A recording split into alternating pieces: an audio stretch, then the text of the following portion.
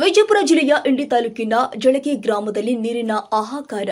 ದೀನದಲಿತರು ಬಡವರು ನೀರಿಗಾಗಿ ತಮ್ಮ ಕೆಲಸ ಕಾರ್ಯವನ್ನ ಬಿಟ್ಟು ನೀರು ತರಬೇಕಾಗಿದೆ.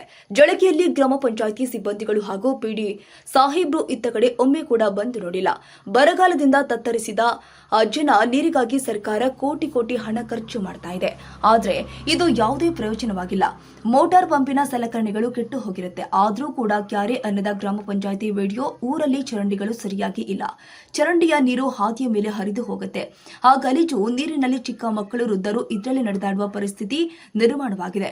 ಕೂಡಲೇ ಸಂಬಂಧಪಟ್ಟ ಅಧಿಕಾರಿಗಳು ಕ್ರಮ ಕೈಗೊಳ್ಳುವಂತೆ ಊರ ನಾಗರಿಕರು ಹಾಗೂ ಗ್ರಾಮಸ್ಥರು ಮನವಿ ಮಾಡಿದ್ದಾರೆ.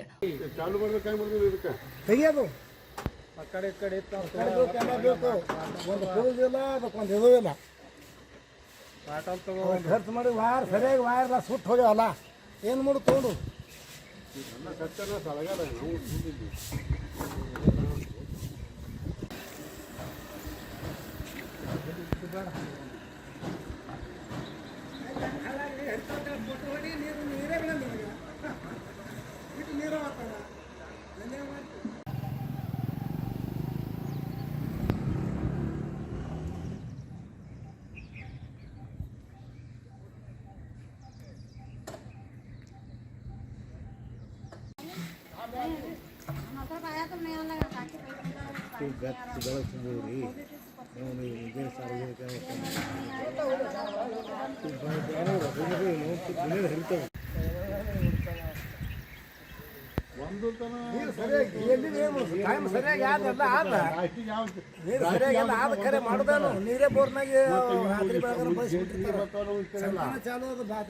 ನೀರು ಸರಿಯಾಗಿ ಬರ್ತಾವ್ರಿ ಇಲ್ಲಿ.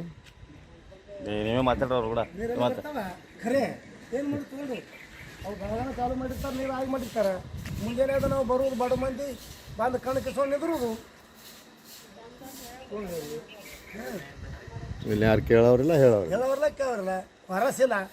ಪೀಡಿಯೋನೇ ಬರಲ್ಲ ಇಲ್ಲಿ ಊರಾಗ. ಪೀಡಿಯೋ ಹೋಗಲ್ಲ ಮೇಲೆ ಕೈಲಾಸಕ್ಕೆ ಅವೆಲ್ಲ ನಿಲ್ಲಿ.